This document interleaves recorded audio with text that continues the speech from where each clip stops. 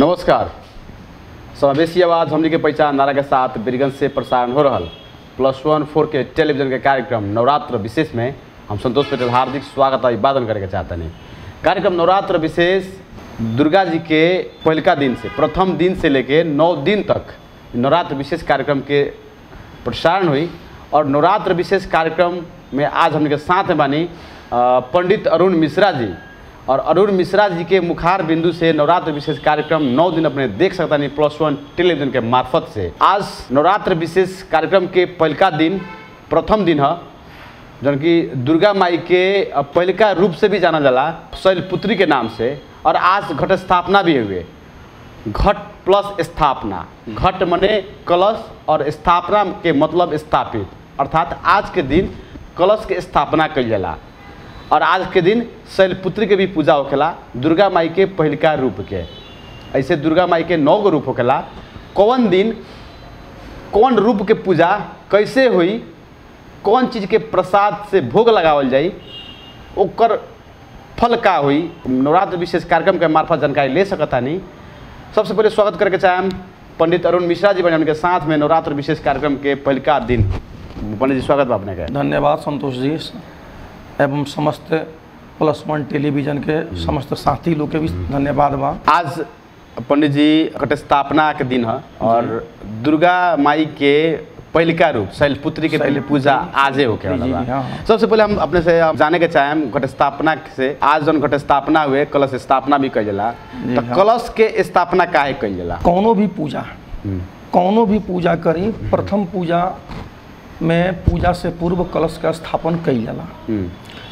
वैसे ही भगवती के आज नवरात्रा के प्रथम दिन के जौन पूजा होला ओमे घट स्थापना यानी कि कलश स्थापन कहीं भोजपुरी भाषा में कहें तो कलशा राखी जी, कलशा राखी। तो ये विशेष पूजा में कलश स्थापन के महत्व ऐसे दियाला कि संस्कृत में कलश स्थापना काहे कइल जाला? कलश स्थापना जैसे संस्कृत में एगो श्लोक बा जे कलशा मुखे विष्णु कंठे रुद्र स्मरामिताम मूलो तस्तो स्थितो ब्रह्मा मध्यमातिगण अस्मृताम कुक्षौ तु सागरा सर्वे सप्तदीपा वसुंधरा ऋग वेदो यजुर्वेदो सामवेद हतवर्णकाम अंगस्यै सर्वसहितानि तीर्थानि जलनानधाम। एकर अर्थ होकर कि कलश के मुख में भगवान विष्णु के वास होला। कलशा मुखे विष्णु कंठे रुद्र स्मरामिता यानी कि कलश के जौन घट होला ओमे भगवान रुद्र के वास होला। जैसे रुद्र भगवान शंकर कलशा मुखे विष्णु कंठे रुद्र स्मरामिताम मूलो तस्तो स्थितो ब्रह्मा यानी कि कलश के मूल में ब्रह्मा जी के वास होला जी। कुक्षौ तु सागरा सर्वे यानी कि कलश के कोख जौन होला भीतर के भाग ओमे समस्त सागर के वास होला जी। कुक्षौ तु सागरा सर्वे सप्तदीपा वसुंधरा यानी कि 7 पृथ्वी 7 दीप के वास जे बा वो कलश में स्थापित होला जी। सप्तदीपा वसुंधरा ओकरा साथ में जी ऋग वेदो यजुर्वेदो सामवेद हतवर्णकाम चारों वेद यानी कि चारों वेद भी कलश में ही वास होला जी। चारों वेद भी कलश में वास होला। सामवेद अंगस्यै सर्वसहित यानी कि कलश के अंग अंग में समस्त देवी देवता के वास होला। अंगस्यै सर्व तीर्थानि यानी कि सारा अंग अंग में तीर्थ के भी वास होला। ऐसे कि कोई भी पूजा से पूर्व उनमें कलश स्थापन अनिवार्य है। आ भगवती के पूजा में जैसे हमने के पहले जमरा गिरा दी, जमरा जौन जई के कहल जाला तो जई गिराई आ जई के ऊपर कलश के स्थापना करी जी। वो कलश में एगो आम के पल्लव रखी, पल्लव के ऊपर एगो ढक्कन रखी, ढक्कन के ऊपर एक रांगा में नारियल के पिरोर के रक्षा सूत्र से बांध के उनमें घट के स्थापना के ऊपर जे बा नारियल के स्थापित करी। ओमे कलश में 2 गो गोबर के पीड़िया जौन लगावल जाले ओमे गौरी गणेश के पूजन करी जाए। ओमे गौरी गणेश के पूजन करी यानी कि गाय के गोबर के पीड़िया के हमने के शास्त्र में गौरी गणेश भी मान्यता देवेला। तो ऊपर गौरी गणेश के पूजन करी। तब समस्त देवी देवता गौरी गणेश सबके पूजा वही कलश पर ही करें। तत्पश्चात ये बा माँ भगवती के पूजन जी करें। तो ऐसे कलश के विशेष महत्व जे बा कोई भी पूजा में, नवरात्रि में ना, कोई भी पूजा में विशेष करके सर्वप्रथम जे बा कलश स्थापन करी। आ कलश स्थापन पर जे बा समस्त देवी देवता के पूजा, गौरी गणेश के पूजा ये अनिवार्य है। एक रखे जे बा कोनो पूजा पाठ में, शुभ कार्य में पहले गणेश जी कलश के स्थापन। पूजा होला और कलश स्थापन होला। ऐसे कलश के महत्व बाटे। ऐसे कलश के महत्व जे बा विशेष रूप से बा। अब जैसे रुआ कहनी है जमरा गिरा के, जरा जय कहल जाला, जय गिरा के जय के ऊपर कलश के स्थापना कर। जी जी हाँ। जय के महत्व के बारे में क्या कहे? जय भगवती के साक्षात स्वरूप माना जाला, हमने के शक्ति के रूप में शक्ति के रूप में माना जाला।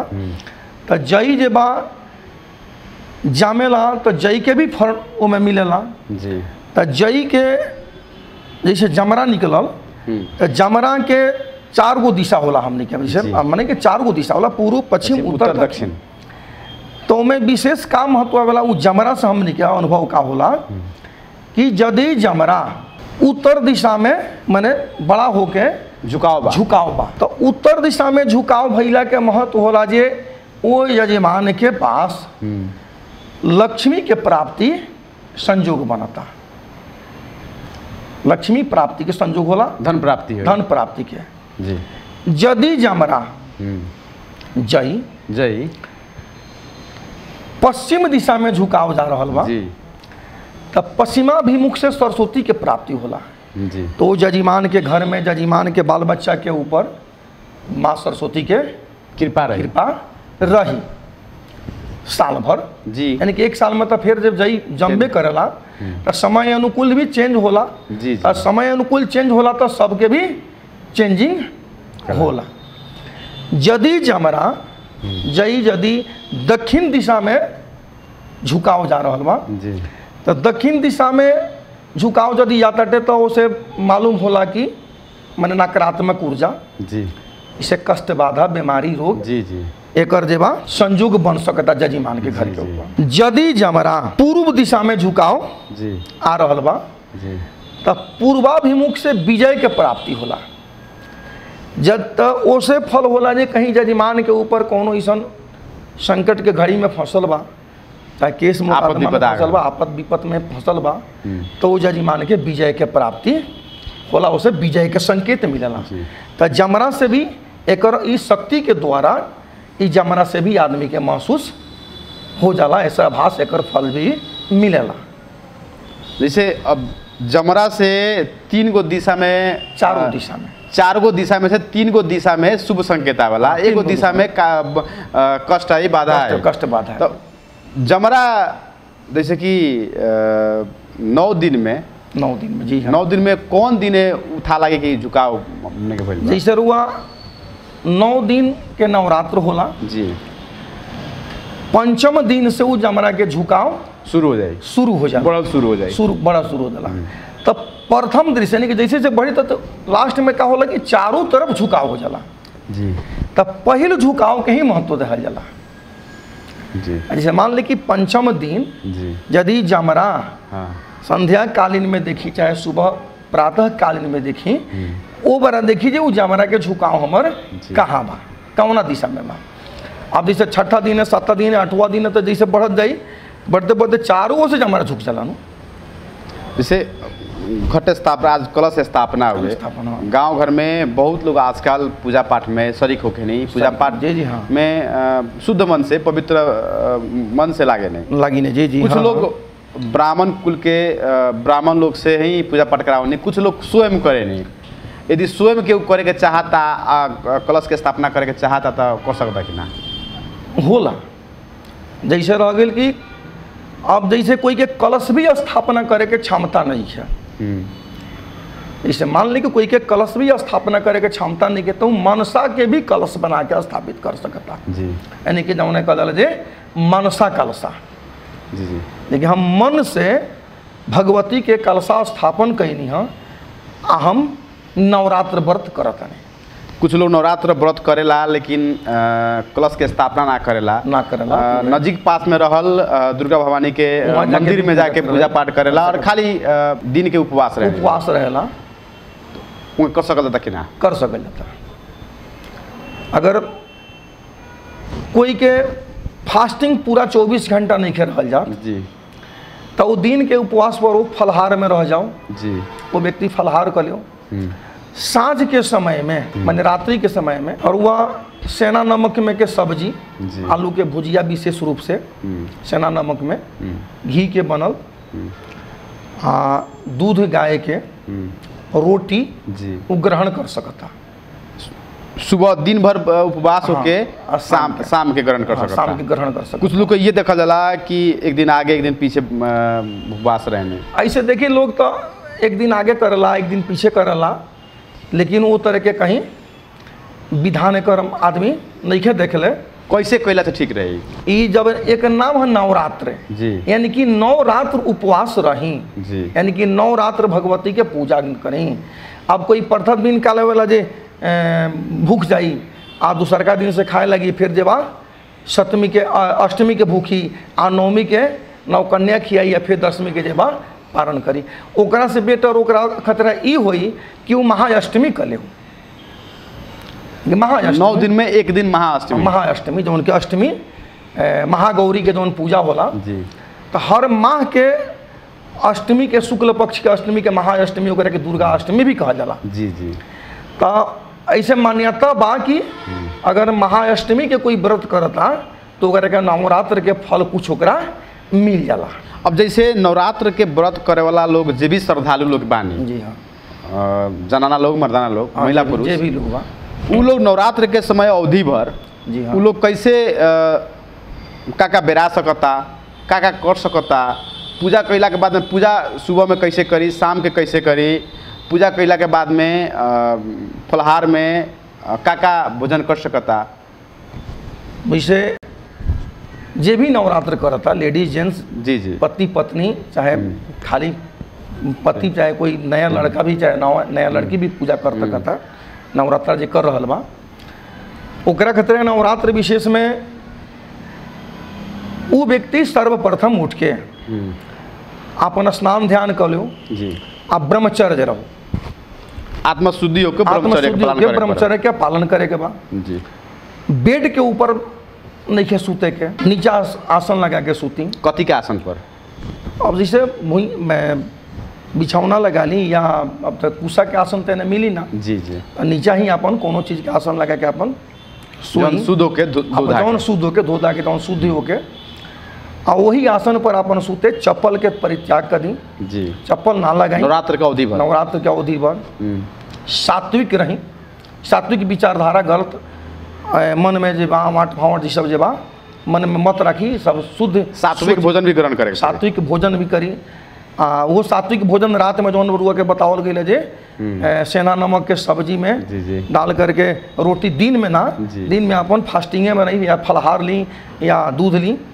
अगर मान ली कि कोई के फलहार खाते खाते अगर कोई के मन मने भर जाता है तो कितना लोग के मन में इहो बात आ जाला तो मैं जे बाटे वो फाफर के पूरी जे बा रोटी बना सकता टे या कद्दू के हलवा भी बना सकता लौका के ओकरा बाद में अगर ओकरा कहीं तीखा नून खाए के इच्छा करता टे जी तो चना के बेसन में अगर मान ली कि साबुदाना के पकौड़ा भी बना सकता जी जी नमक होकर में सेंधा नमक ही ओकरा के प्रयोग करे के बाद तीखा अगर चाहत तो ओकरा मरचा के जगह पर काली मिर्च जौन होला जी ओकरे काली मिर्च के प्रयोग कर सकता व्यक्ति मतलब पहले के स्वाद अपने के मिल जाए हाँ पहले के स्वाद रुआ मिल जाए आ जैसे घी के कितना लोग के जे बा माने घी के ही विशेष महत्व आवेला अब जैसे मान ले कि घी से बहुत लोग के एलर्जी भी हो जाला कोई के लोग के माने खराबी भी करेला अपच भी हो जाला तो वो व्यक्ति के थोड़ा सा बाजे बा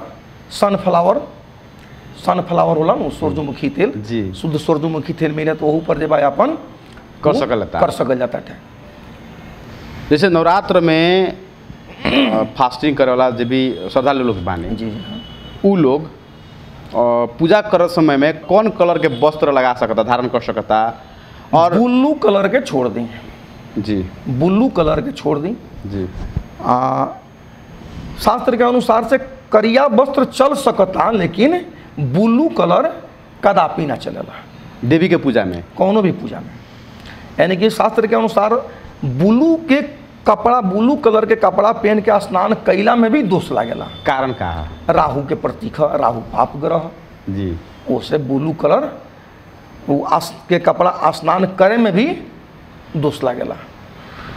पूजा करत समय में जौन आसनी होखेला, जी हाँ, तो कथी के आसन में बैठ सकता? और कौन आसन में? कंबल आसन।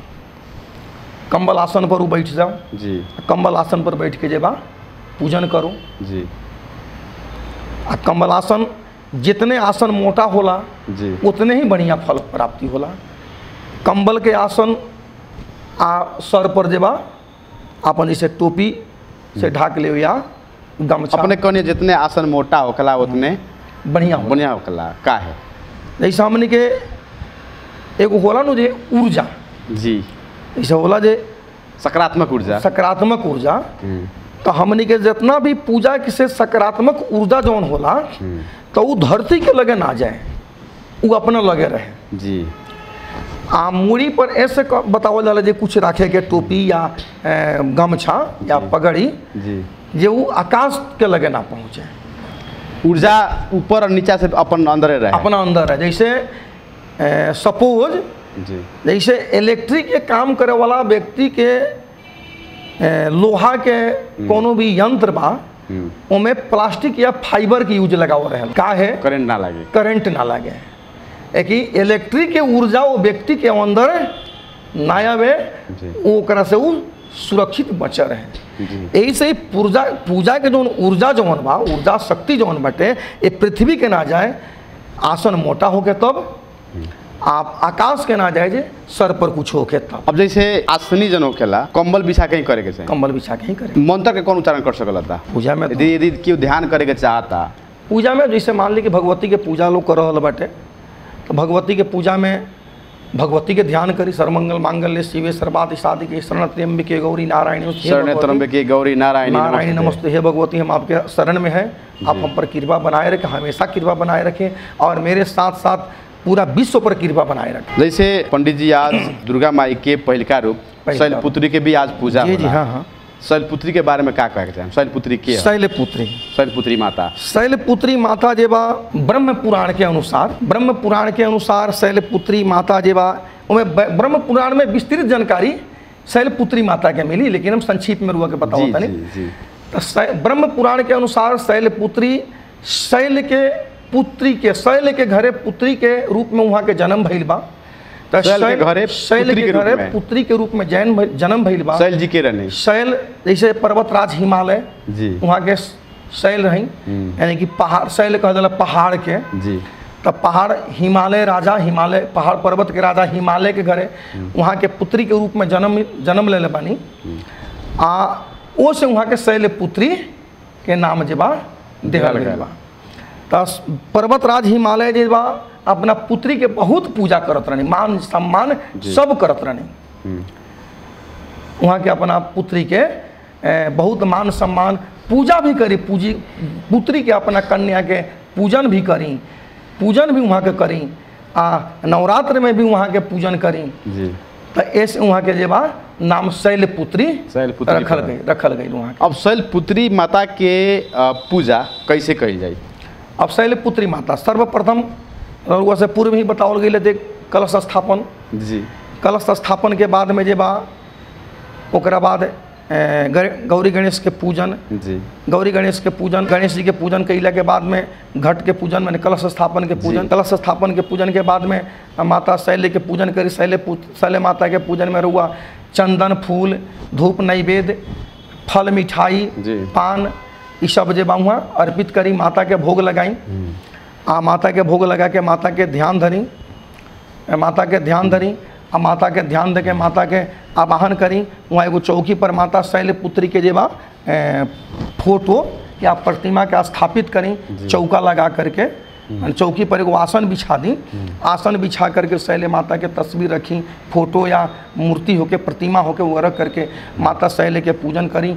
शैल पूजन के माता के जे बा पूजन करके माता के प्रसाद विशेष रूप से जे बा विशेष रूप से जेबा माता के भोग में जेबा घी, गाय के घी के भोग लगाई या गाय के घी के द्वारा बनल प्रसाद के भोग लगाई, उसे माता बहुत प्रसन्न होखिन है। आ माता के प्रसन्नता से जेबा जब माता प्रसन्न होखिले तो भक्त के जेबा आरोग्य के वरदान दीने, वो के सब परिवार के जेबा आरोग्य रही और ऊपर भक्त पर जेबा माता बहुत प्रसन्न रही। अब जैसे वह कहनी है कि शैलपुत्री माता के पूजा करे खातिर शैलपुत्री माता के फोटो के प्रतिमा रखे जी। यदि दुर्गा माता के 9 रूप के सहित अगर फोटो मिल जाते और उहे फोटो रख के 9 दिन पूजा कर सकता, 9 दिन पूजा करी जा सकता, अलग अलग फोटो ना रखे के, अलग अलग फोटो ना रखे के पड़े। अब जैसे मान ले कि कहीं उतना चीज़ की व्यवस्थित नहीं है जी, तो दुर्गा जी के प्रतिमा रख दी, खाली दुर्गा जी के प्रतिमा रख दी। ऐसे कि दुर्गा के ही ई 9 रूप है। जैसे दुर्गा कोच में ही बा जे प्रथम शैलपुत्री च, द्वितीय ब्रह्मचारिणी, तृतीय चंद्रघंटेति, कुसुमांडिके चतुर्थकम, पंचम स्कंदे माते, षष्ठम कात्यायनीति च, सप्तम कालरात्रि च, महागौरीते चाष्टकम, नवम सिद्धिदात्री च, 9 दुर्गे प्रकृतिदाम। यानी कि ये प्रकृति के 9 गो स्वरूप दुर्गे माता है। अगर मान ले कि प्रत्येक मूर्ति के प्रतिमा नहीं मिलत, एगो दुर्गा जी के प्रतिमा रख ली। आ यदि वाले के व्यवस्थित बाटे तब प्रत्येक मूर्ति के पूजन करी, आ प्रत्येक मूर्ति के पूजन करी, आ प्रत्येक दिन जे बाटे विधिवत पूजन करके जे बा माता के अभय अपन वरदान प्राप्त करी। जैसे कि प्रसाद के रूप में जो अपने कहनी है 9 माता जी के प्रसाद जो पूजा सामग्री होखेला जी हाँ, प्रसाद अलग अलग हो सकता है, लेकिन पूजा सामग्री बा तब पूजा सामग्री में क्या रख सकता? पूजा सामग्री में चंदन, पुष्प, बेलपत्र, दुर्वा, लेकिन दुर्गा जी के दूब ना चढ़ावे के। हाँ, लेकिन दुर्गा जी के दूब एगो दुर्गे जी के ना चढ़ावे के, बाकी अन्य सब देवी देवता के दूब जे बा चढ़ेले। लेकिन पूजन सामग्री में होता सब देवी देवता के पूजा होता है। दुर्गा जी के दूब ना चढ़ावे दुर्गा जी के दूब, गणेश जी के तुलसी के पत्ता ना चढ़ावे के। ऐसे कि और लक्ष्मी जी के शंख ना फूके के हम लेकिन बजा भी सकल जाता है। विष्णु भगवान के पूजा अगर लक्ष्मी जी के साथ में विष्णु भगवान के पूजा, खाली लक्ष्मी जी के पूजा हुई तब ना बजावे के। ऐसे कि शंख से बजावला पर लक्ष्मी जी क्रोधित होके ली, और एगो अलग कहानी चल जाई। जी जी जी जी जी हम नवरात्र विशेष में बानी सन, लेकिन नवरात्र विशेष में बानी सन जैसे चंदन फूल, धूप, दिया, घी के बत्ती, सिंदूर, रोली, कुमकुम, अबरख जी, ये सब जे बा पूजन सामग्री जैसे 16 उपचार पूजा, 5 उपचार पूजा, 30 उपचार पूजा, 10 उपचार पूजा होला। लेकिन अब मान ली कि जजमान के लगे कुछो नहीं है तो अक्षत, चंदन, फूल, अगरबत्ती, दिया लेके बैठ गए पूजा हो। अपने 30 पूजा 10 पूजा कहने का फर्क का? जैसे अब जैसे 5 उपचार पूजा, तो 5 उपचार पूजा में चंदन, फूल, अगरबत्ती, नैवेद्य, 5 गो चीज। 10 उपचार पूजा में 10 गो सामग्री, 30 उपचार 16 उपचार पूजा में 16 गो प्रकार के सामग्री रख ली। आ 30 उपचार पूजा में समस्त सामग्रियों में आ जाला। जैसे में लागल ना कि 9 ग्रह के लकड़ी, 9 ग्रह के लकड़ी तो हवन में लगल है, पंचमाटी, सप्तमृतिका, सप्तमृतिका रहला, सप्तधान्य रहला। तो सप्तधान्य में कौन कौन धान्य आवेला और सप्तमृतिका में कहाँ कहाँ के माटी आवेला? 7 जगह के मिट्टी आवेला सप्तमृतिका कहाँ? जैसे गोड़सार के मिट्टी आवेला, चौगट के मिट्टी आवेला, गंगा जी के मिट्टी आवेला, 3 जगह, राज दरबार के मिट्टी आवेला, माने सप्त तीर्थ जौन होला नु वो सब तीर्थ के मिट्टियों में आवेला, तो सप्तमृतिका कहल जाला। जी जी। तो ई सब के अब सब चीज हो गई तब बुझी कि 30 उपचार पूजा में चल। जी जी जी जी। अब सब तीर्थ हो गई तो 30 उपचार पूजा में चल। चलिए अपन समय देने के खातिर बहुत बहुत अपने के धन्यवाद बा। जी जी हाँ। हमने अभी नवरात्र विशेष में अपन मुखार बिंदु से +1 टेलीविजन देखे वाला सभी लोग के जानकारी देने के खातिर फिर से बहुत बहुत धन्यवाद बा। धन्यवाद संतोष जी, हमारे तरफ से समस्त हैं +1 टीवी के समस्त यूनिट लोग के भी धन्यवाद बा। हमने के साथ में रहनी पंडित अरुण मिश्रा जी और हमने के कार्यक्रम नवरात्र विशेष में बानी सन। जब नवरात्र विशेष आज से शुरू भइल बाटे, 9 दिन तक की नवरात्र विशेष कार्यक्रम हमने देख सकता नहीं +1 टेलीविजन के माध्यम से। जवन दुर्गा माता के जो 9 गो रूप होखेला, वो अलग अलग रूप के अलग अलग पूजा विधि के बारे में, अलग अलग प्रसाद के भोग के बारे में, और वो प्रसाद से मिले वाला फल का हो सकता है, इस सब चीज़ के बारे में कार्यक्रम नवरात्र विशेष में हुआ। हर एक दिन नवरात्र के अवधि पर देख सकता नहीं। कैमरामैन सुमन के साथ में संतोष पटेल देखते रही +1 4K टेलीविजन।